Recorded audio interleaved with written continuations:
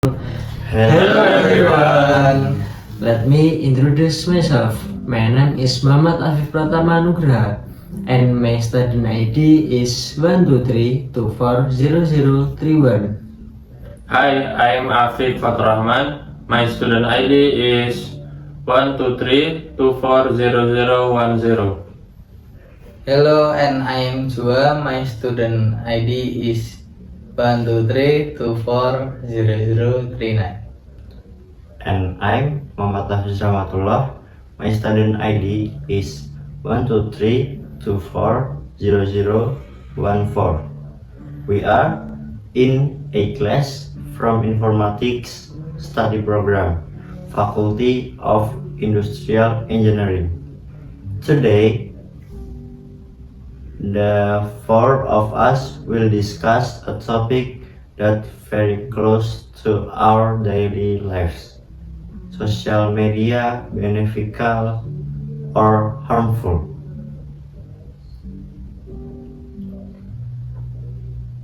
A topic so close, in fact, that you probably scrolled through at least 3 platforms before coming here. Today, don't worry, we did too.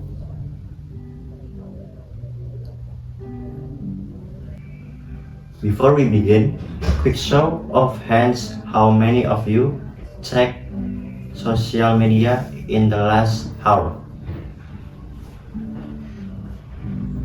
Be honest, we are not judging, we did too. That's the point. Social media is deeply woven in our routine. And that's what makes this topic both relevant and urgent.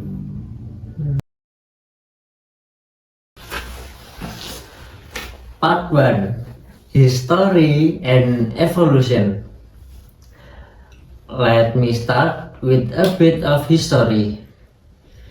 Social media began in the early 2000s with platforms like Friendster and MySpace. At the time, simply being able to post a profile and chat online was revolutionary. Yeah, we got excited. Just change MySpace, background music, simply things, times. But then came the big shift. Facebook in 2004, it redefined how people connect globally. Followed by Twitter in 2006, Instagram in 2010, and now TikTok is platform shape online behavior in different ways. Exactly, Twitter gave us bit-sized news, Instagram passed visual culture, and TikTok condensed creativity into micro content. Now, social media doesn't just reflect culture, it drives it from fashion to electronics. And with over 45 billion users globally, it's arguably the most powerful communication tool in human history. And let's not forget YouTube, launched in 2005. It revolutionized video content and gave birth to the YouTuber profession. Now, we even have platform within platform like Instagram Reels and YouTube Short. It's a copying TikTok format. It's a battle for our attention. And it is not just platform, it is launch, DM me, go viral, unfriend, These are phrases that did not exist 20 years ago. Memes have become a world mode of communication, politics, humor, social critique, all in a single image.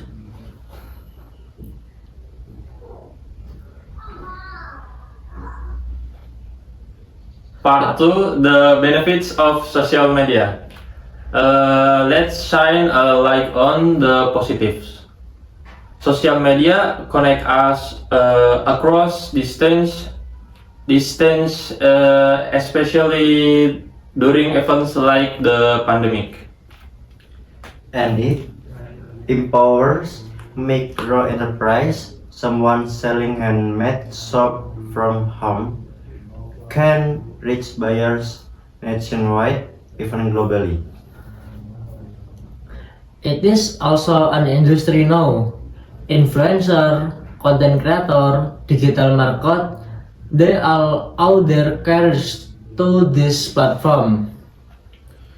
Plus, it's all learning hub. Whether it's learning language, self-care tips, or advanced math, content is more accessible than ever. Let's not forget social movement. Hashtag like Me Too or Climate Strike start online and spark real world action. During COVID-19, online platform became central for spreading mental health awareness and community aid.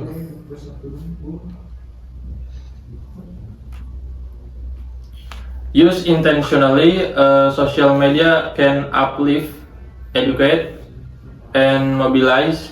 That's its greatest strength.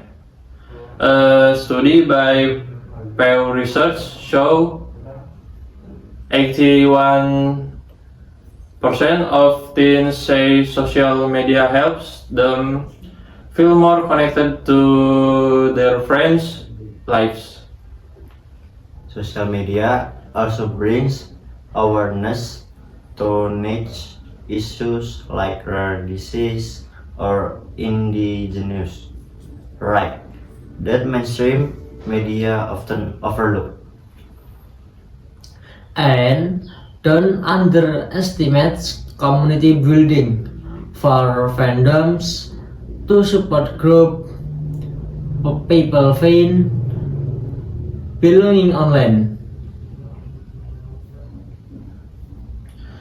There's even crowdsourced education, Reddit threads, Discord study rooms, language exchange on Tandem. Learning is becoming peer-driven.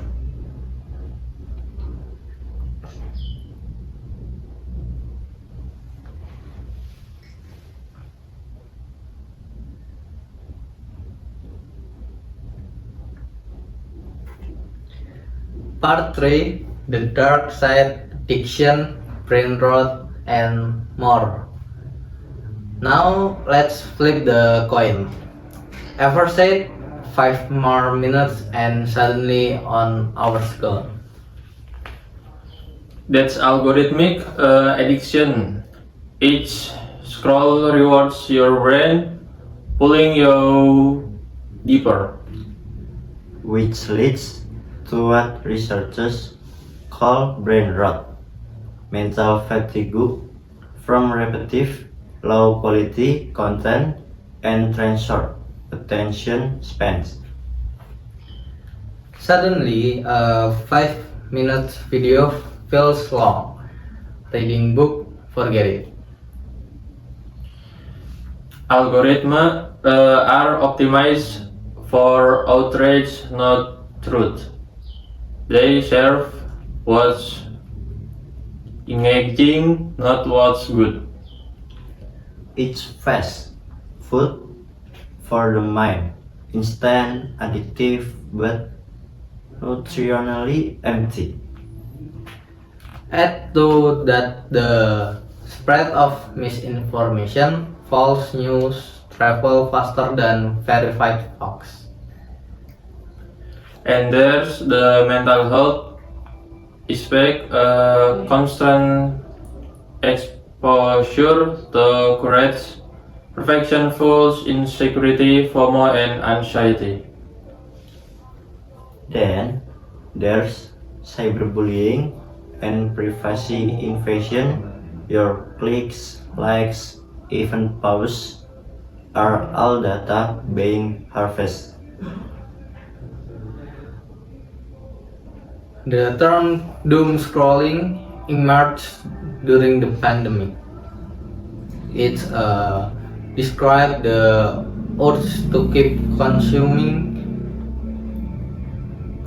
bad news even when it harms our mood.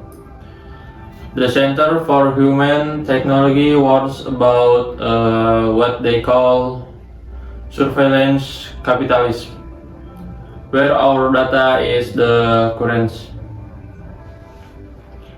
And brain rot is just not a buzzword. A study by Microsoft found that the average human attention span dropped from 12 seconds in 2000 to 8 seconds in 2022. That's shorter than a goldfish, literally. And it's not just about being distracted, it's about how we think. Echo chambers can radicalize, filter bubble isolate us from different perspectives. You might think you're informed, but you're only seeing a carefully curated slice of reality, tailored to what you already agree with.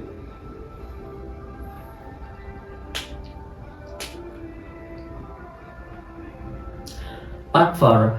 Case studies and real-life example. Let's look at some real-world effects. In South Korea, schools began teaching digital wellness due to rising screen fatigue. In Indonesia, online bullying has led to tragic case studies pushed to suicide by viral harassment. In the US, there's a spike in cosmetic surgeries among teens, often to resemble filtered version of themselves. But not all is a belief. The Black Lives Matter movement used to social media to reach millions across before.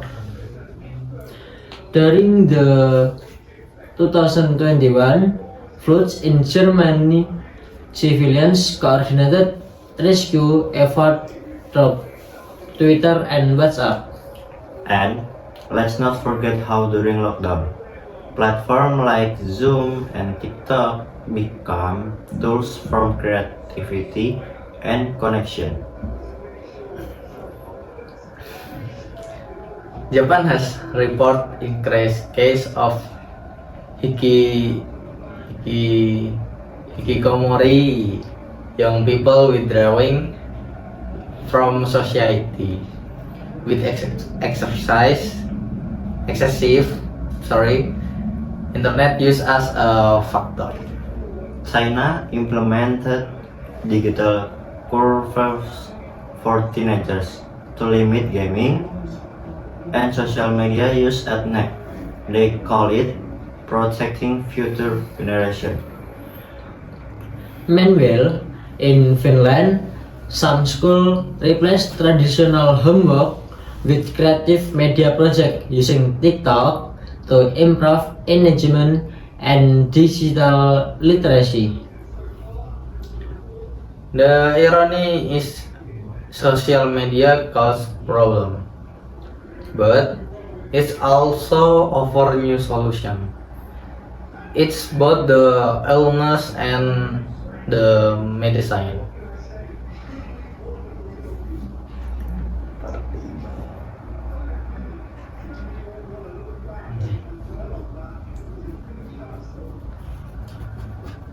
Part 5. Reflection and Solution. Quitting social media isn't realistic, but using it mindfully is. Set the time limits. Curate who you follow and why you are scrolling. Think critically.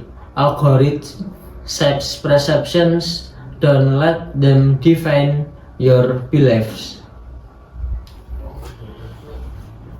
Review privacy settings.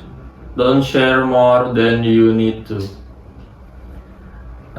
Teach digital literacy, not just how to use platform, but how to understand them.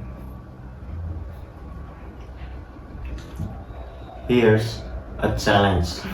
Are you using social media or is it using you? That's the question we shall all ask before opening the next app. Use built-in tools, Instagram, TikTok, and YouTube. Now, show screen the time summaries, monitor yourself. Do a fit detox, unfollow accounts that drain your energy or promote unhealthy comparison. Platform net responsibility too. We must push for algorithm transparency and ethical design. Schools should teach media literacy as a core subject, not just how to use it, but how to question it. And let's normalize boredom. Not every second needs to be filled with content. That's quiet moment. It's where creativity lies. In the end, it's about power. Who controls your time? Who shapes your reality? Don't give the power away to an algorithm you've never met.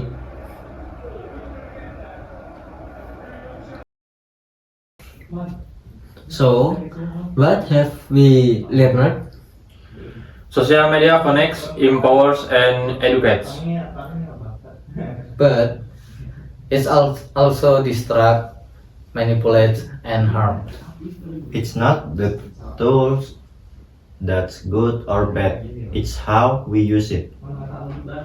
This is not just a tech issue, it's a human issue. Social media is rewriting our relationships, identities, and even attention. But we are not powerless. We can be intentional. We can reclaim our focus, protect our peace, and stay connected on your own terms.